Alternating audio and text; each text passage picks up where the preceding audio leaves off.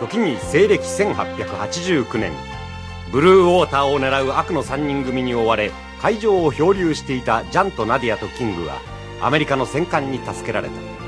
しかし謎の大怪獣に襲われ戦艦は大破。ジャンたちは再び海の上をさまようことになってしまった。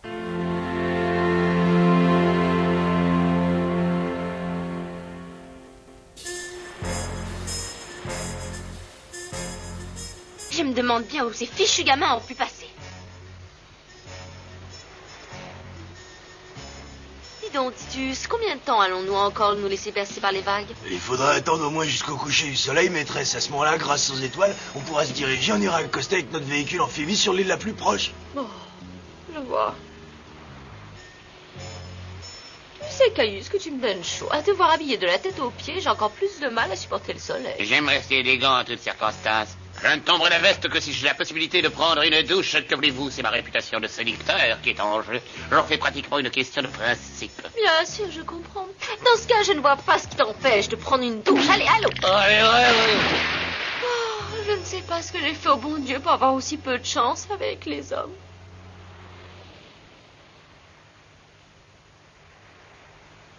Je n'ai pas de chance. Je ne verrai ni l'Afrique, ni mon pays. On va mourir au milieu de l'océan. Toujours aussi optimiste, allez, un peu de courage.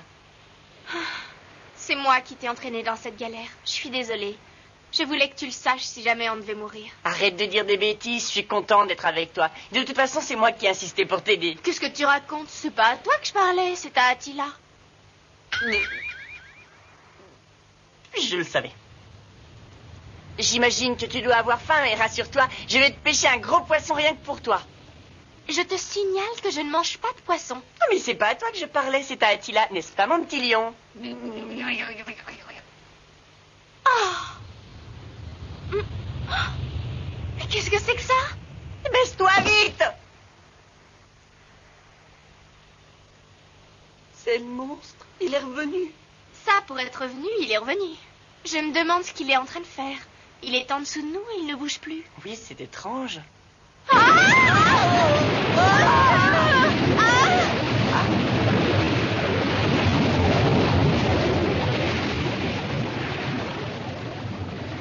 Nadia, je la vois plus.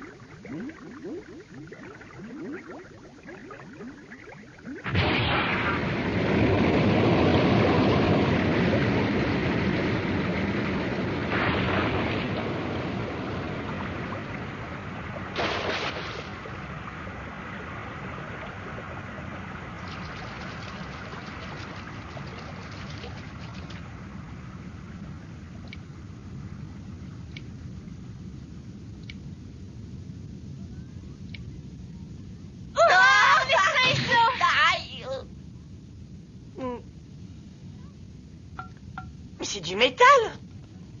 Et nous ne sommes pas dans les entrailles d'un monstre marin. C'est un engin construit par l'homme.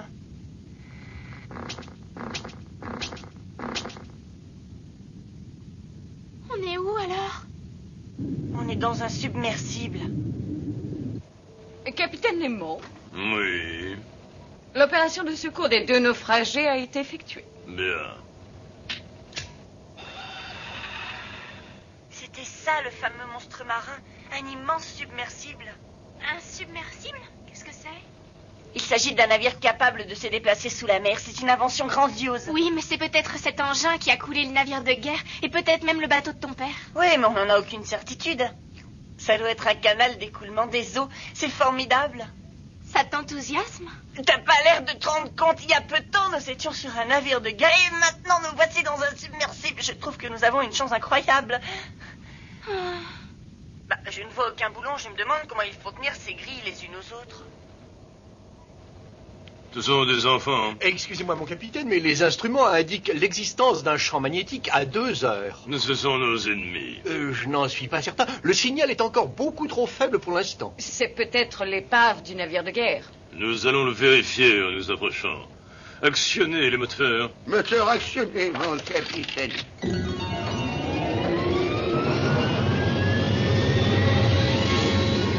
Jean, qu'est-ce que c'est? Rien, ce sont les turbines. Nous allons avancer. Moteur paré, en avant tous, prenez la direction 027. À vos ordres, capitaine.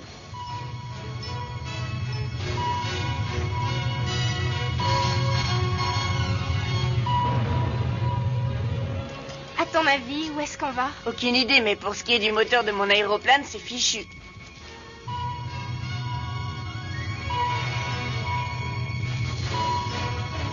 Aucune augmentation du champ magnétique.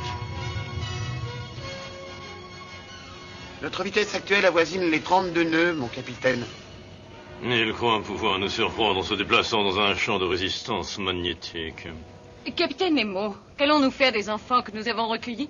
C'est vous qui avez voulu les sauver, mademoiselle Electra. À vous de vous débrouiller avec eux. Eh bien, mais je suis certaine que ces enfants ne nous créeront aucun problème. Peut-être, mais je déteste les enfants.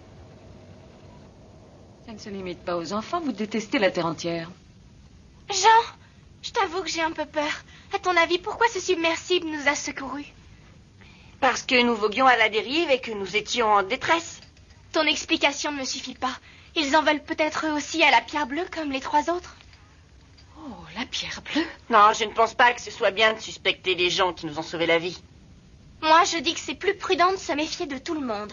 Désolée, je ne suis pas du tout d'accord. Il n'y a pas de manette pour ouvrir, mais pourtant, je suis bien sûre que c'est une porte. Hé, ouvrez-nous! Mais qu'est-ce que tu fais? J'essaye de faire venir quelqu'un pour qu'il nous fasse visiter l'intérieur du submersible. Hé, vous m'entendez? Ouvrez la porte!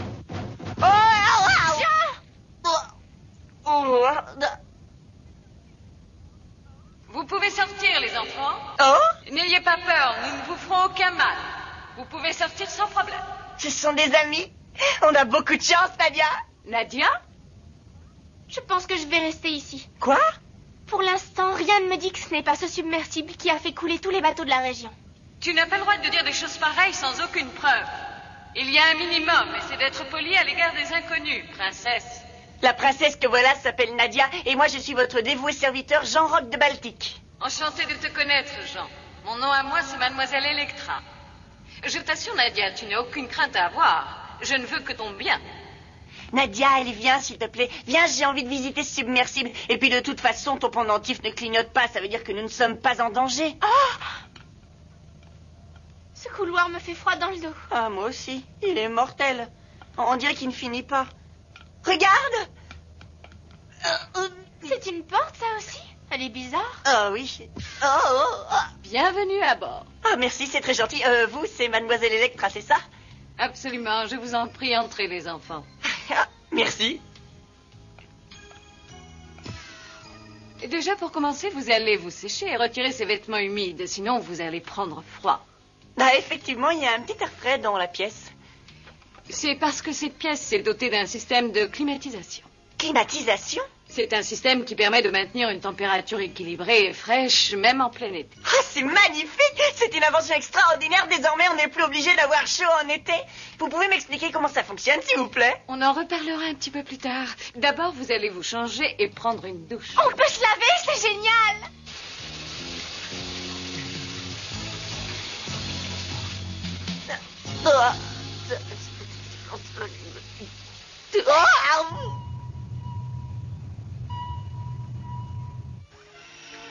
Buvez, c'est du chocolat chaud.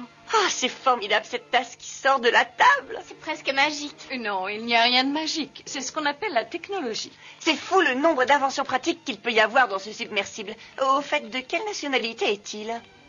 Je me demande quel pays peut posséder un tel joyau de technologie. Ce submersible n'appartient à aucune nation. Alors dans ce cas, vous êtes des pirates? Pas du tout, c'est tout le contraire. Notre mission première est de combattre les pirates. Oh, vraiment? Dans ce cas, vous pouvez m'expliquer pourquoi vous portez un masque? C'est très simple. De cette façon, lorsque vous regagnerez le continent, vous serez dans l'incapacité de dire qui vous avez rencontré. Nous avons décidé de rompre tout contact avec le monde civilisé. C'est pour cela que nous vous demanderons de ne pas révéler ce que vous avez vu dans ce submersible. Ça veut dire que vous avez l'intention de nous libérer? Bien sûr, vous n'êtes pas prisonniers ici, vous êtes nos hôtes. Mais il faudra attendre un peu parce que le navire est en mission et il poursuit actuellement un objectif important. Dans tous les cas, nous vous promettons de vous aider à regagner la terre ferme. Le capitaine Nemo m'a donné des ordres précis dans ce sens. Le capitaine Nemo? Mais c'est bizarre comme nom. S'il me reste quelque chose de mes cours de latin, Nemo, ça veut dire personne ou alors je me trompe? Bravo, tu es un garçon très intelligent. Tu as tout à fait deviné ce que Nemo voulait dire. Évidemment, ce n'est pas son vrai nom, mais il lui convient à la perfection. Vous me dites si je me trompe, mais j'en conclus qu'Electra, c'est pas votre vrai nom non plus. Je préfère laisser planer le doute.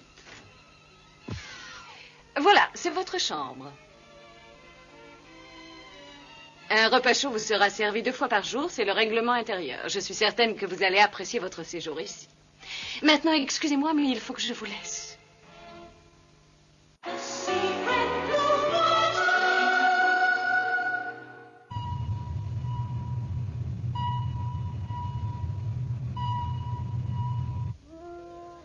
Cette mystérieuse pierre bleue, c'est la seule chose que je possédais quand on m'a vendue au cirque quand j'étais petite.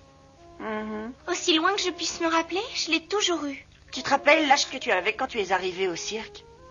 Non, pas du tout. Je sais seulement que j'étais toute petite. Et aussi que cette pierre est le seul lien que j'ai entre moi et ma famille. Ils ont éteint la lumière? Bah, c'est parce que c'est la nuit, c'est peut-être pour ça. On n'a aucune vue sur l'extérieur, alors comment peut-on savoir que c'est le jour ou la nuit? On ne sait pas non plus où se dirige ce submersible. Bah, de toute façon, on ne peut pas faire grand-chose, alors autant se coucher. Tu as raison. Jean, est-ce que tu dors? Ce submersible ne m'inspire pas du tout confiance. Tu exagères, tu as bien vu, mademoiselle Electra était très gentille avec nous. C'est justement ce qui m'inquiète. On dirait qu'elle essaie de nous cacher quelque chose, mais je ne sais pas quoi. Tout ça est très inquiétant. Tout est bizarre ici. Non, tu as tort, je ne crois pas que quelqu'un qui a pu inventer un engin aussi extraordinaire soit foncièrement mauvais. Tu dis ça alors que c'est peut-être lui qui a fait couler le navire de ton père. Ah, je te l'ai déjà dit, nous n'en avons aucune preuve. Tu n'as pas le droit d'accuser les gens à tort et à travers, c'est mal. Tout d'abord, je veux savoir comment fonctionne ce submersible. Ensuite, je penserai à ce que tu m'as dit. Plus jamais je ne ferai confiance à un adulte. Moi, je ne suis pas comme toi, j'ai confiance en tout le monde. Bonne nuit. Bonne nuit, Jean. Absolument. L'aéroplane se trouve dans le hangar. Vous pensez qu'il est réparable? Si ce n'est qu'un problème de moteur, vous n'avez qu'à le remplacer. C'est parfait. Vous pouvez procéder aux réparations. Essayez d'effectuer les travaux le plus vite possible. Je vous remercie.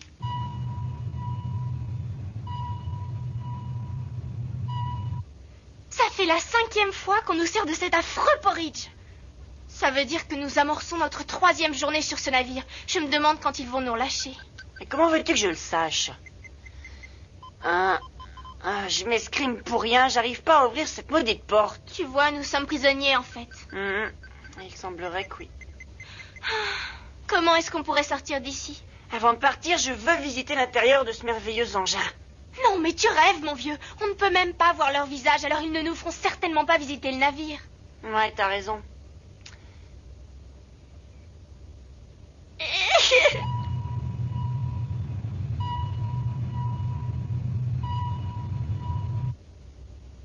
Jean, qu'est-ce que tu fais? Je vais essayer de me glisser dans ce conduit.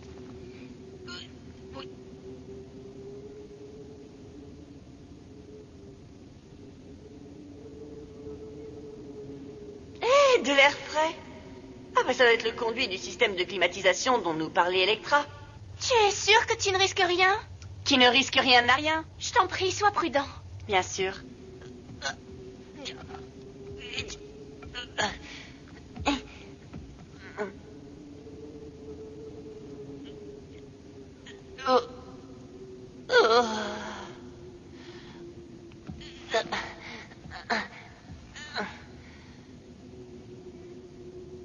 De la lumière.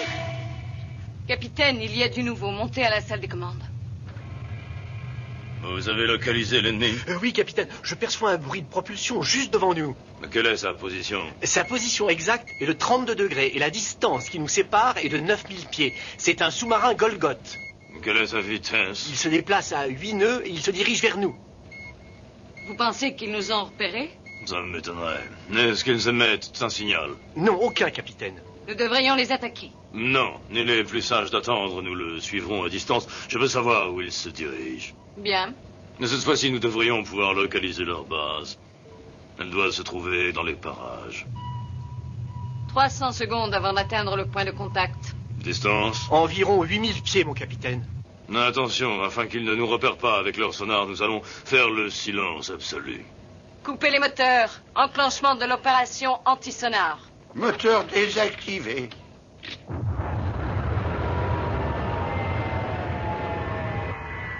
Qu'est-ce qui se passe? Ils ont arrêté les turbines. Stabiliser la profondeur à 800 mètres. Moteur auxiliaire arrêté. Ballast, rien à signaler. Propulsion automatique activée. Vitesse 3 nœuds. Champ de résistance magnétique opérationnel. Enclenchement des mesures de protection anti-torpilles et bombes.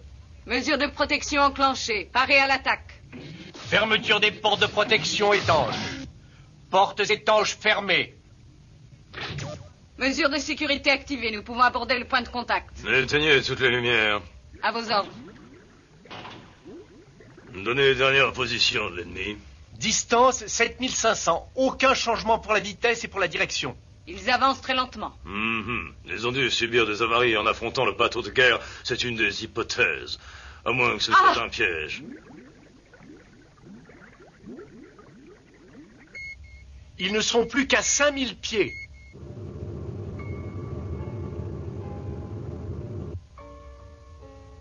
« 3000 » Je réclame le silence absolu à tout l'équipage.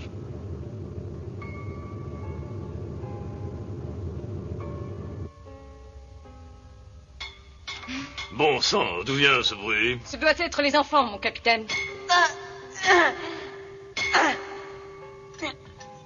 Rien à faire, ça ne veut pas s'ouvrir. Ils ont dû nous entendre, capitaine. Oui, c'est possible. Leur position? Direction et vitesse inchangées. Ils n'utilisent pas leur sonar. Distance 1200 pieds.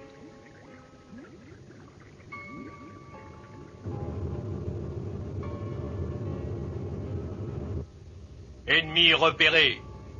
Il va passer au-dessus de nos têtes d'ici quelques instants.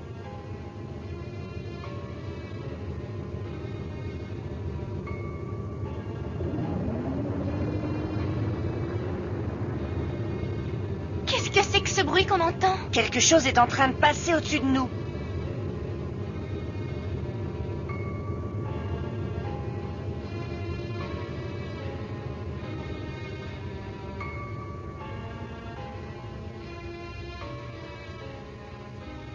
Ça y est, ils sont passés.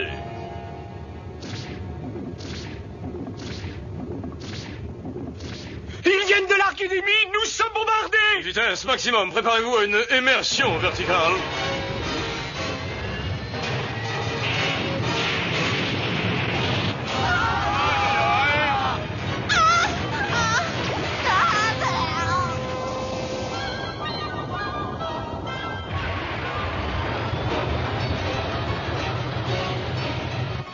Quels sont les dégâts?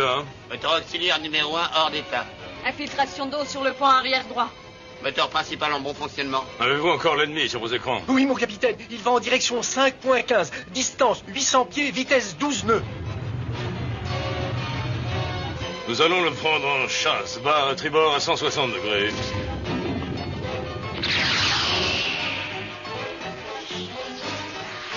Il nous lance des torpilles. Il y en a 4. Distance 1200 pieds. Le moteur à pleine puissance. Il est trop tard. Contre-attaque immédiate, lancez les torpilles.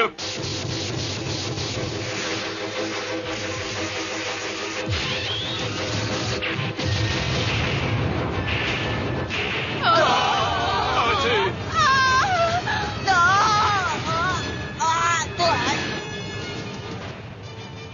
Bilan? Aucun impact. La situation est sous contrôle. Moteur principal opérationnel. Stabilité normale de l'appareil. Nous remontons à la surface. L'ennemi est irréparable. Je n'arrive plus à les localiser. Les signaux sont perturbés. Je n'ai que de la friture. Tous les instruments de bord sont déréglés, y compris la boussole. Nous sommes entourés d'un champ magnétique intense. Impossible de manœuvrer le navire. Nous avançons à l'aveuglette. Poursuite de l'ennemi impossible. Arrêtez les moteurs. Ils ont réussi à s'enfuir. Ils ne nous échapperont pas la prochaine fois.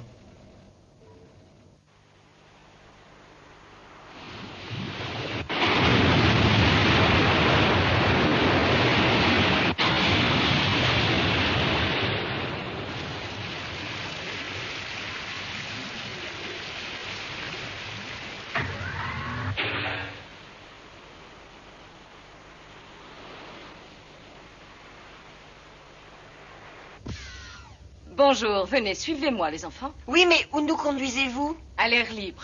Vous rentrez chez vous. Regardez-moi ce ciel. Ça faisait longtemps qu'on n'avait pas vu le soleil. C'est vrai. Ce qui est le plus triste, c'est qu'ils nous ont même pas fait visiter le submersible. Ah, regarde Nadia, c'est mon aéroplane.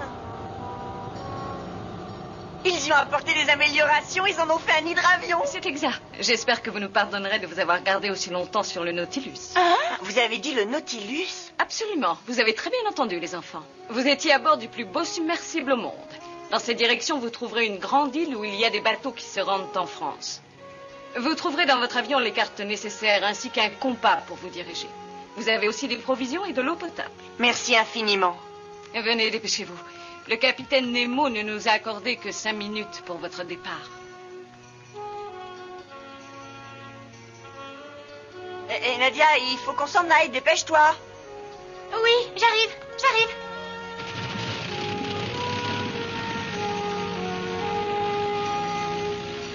Au revoir, mademoiselle Electra.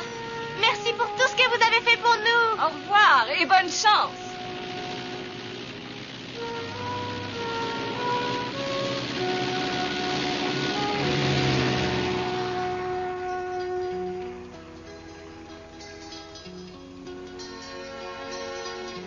Adieu, princesse, et sois très vigilante.